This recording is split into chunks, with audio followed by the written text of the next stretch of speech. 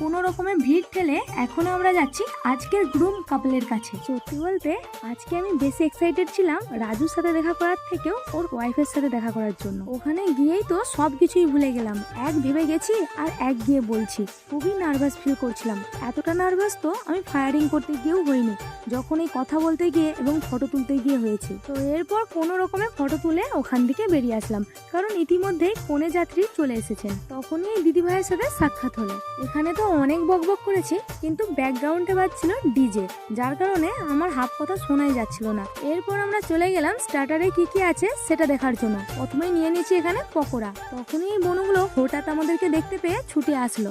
এরপর আর কি দু একটা তো সেলফি নিতেই হতো, আমি আবার খেতেই ব্যস্ত। এদিকে এক পিচ্চি যে কলেজে পড়ে সেটা তো বোঝারই উপায় নেই। এই দিদিটার প্রচুর বড় ফ্যান, অনেকবার চেষ্টা করছি ঘাটালে দেখা করার জন্য, কিন্তু দেখা পাইনি। যাই হোক আজকে এখন গরম লাগছে, পাখা কি চলবে? আর একজন ব্যস্ত দেখো।